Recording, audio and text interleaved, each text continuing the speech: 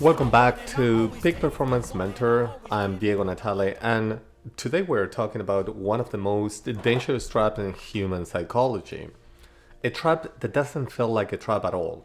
It feels like confidence. It feels like clarity. It feels like you know what you're doing. It is called the Dunning-Kruger Effect, and at some point in your life, it has already fooled you. So let's go into it. In 1999, two psychologists at Cornell University, David Denning and Justin Kruger, ran a simple experiment. They tested a group of people on three things: logic, grammar, and humor. After the test, they asked each participant one simple question: how well do you think you did? The results were extraordinary. The people who scored the lowest, the bottom performers, believed they had done well above average. Not just okay, well above average. And the people who scored the highest, the top performers, actually underestimated themselves, assuming the test had been easy for everyone.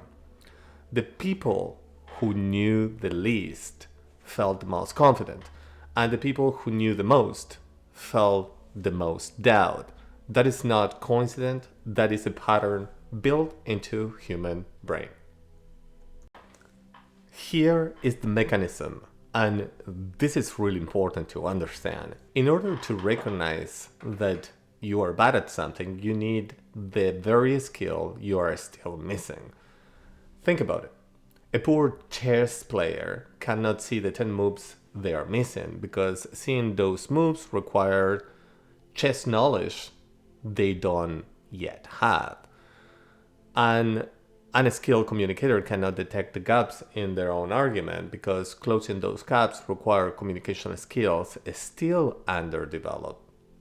The knowledge you need to evaluate your weakness is the exact knowledge you have not yet acquired. This is why incompetence hides itself so effectively. It does not announce itself, it disguises itself as certainty. Now, let's go through the 4 stages of this curve, because every one of us moves through them at any time we develop a new skill. In stage 1 is the peak of Mount Stupid, and you learn a little, just enough to feel confident and understand. You think you understand everything. Confidence explodes. You are ready to give advice. You are ready to make bold decisions. This is the most dangerous stage because you don't know what you don't know. Then you have stage 2, the Valley of Despairs. Exposure grows, experience begins to reveal the real complexity, and confidence crashes, and it crashes hard. This is where most people quit. They mistake this drop in confidence for evidence that they are not good enough. They are wrong. This drop is actually the first sign of real intelligence beginning to form. Then stage 3, the slope of enlightenment. The push through the valley. Competence builds, confidence returns, but it's different because it's not the loud, reckless confidence of stage 1. It is quiet, it is earned, it is grounded in real evidence. And then you have the final, stage 4, the plateau of sustainability. You are genuinely skilled. Now you know what you know, and is equally important, you know what you don't know. Your confidence is calibrated, accurate, stable, and most importantly, humble. The most dangerous person in any room is the one standing at stage 1, convinced they are already at stage 4. Now, peak performers are not immune to the Dunning-Kruger effect. They simply become aware of it. And awareness creates a checkpoint. Before every major decision, they ask themselves one honest question. Am I confident because I am competent? Or am I confident because I have not yet seen enough? That simple question can save you from bad investments, bad hires, and bad decisions, and most importantly, bad relationships. There is also a learning dimension here in the leadership that I want you to notice. The most vocal person in a meeting is not always the most qualified. The loudest voice in a debate is not always the most informed.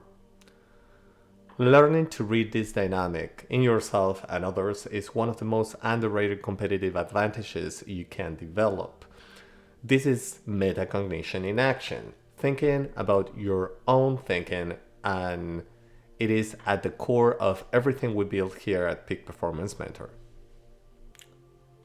The important thing about the Dunning-Kruger Effect is there are 3 antidotes.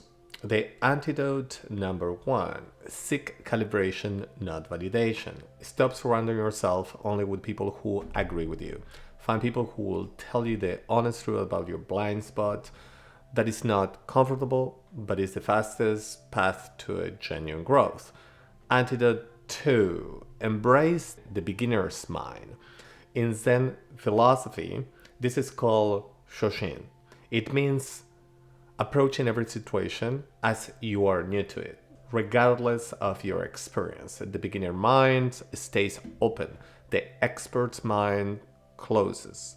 Stay a student always. Antidote 3. Track your predictions before a project, a decision, a conversation. Write down what you expect to happen. Review the outcome afterwards. Over time, this builds one of the most valuable things a peak performance can own. An honest, evidence-based pictures if your instincts were accurate or overconfident. Calibration is a skill. Unlike a skill, it improves with practice. Here is what I wanted to take away from this episode. The gap between what we know and what we think we know is where most mistakes are made, in business, in relationships, and in life. The Dunning-Kruger effect is not a flaw in unintelligent people. It is a flaw in all people at all levels, in every domain where learning is still unfinished, which means it's always relevant. For all of us, the smarter move to make is to stay curious longer than it feels necessary, and be confident only when the evidence earns it.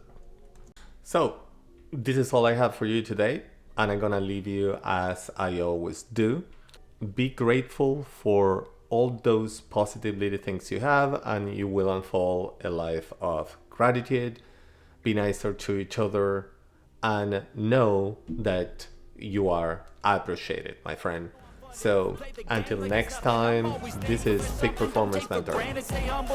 Ciao. It's time to look at the enemy. Look in the mirror if he is no friend to me. It's not working out, maybe it's the chemistry. It's time to break up so I can make a better me. Better believe in your mind, cause it's everything. You can mold, shape,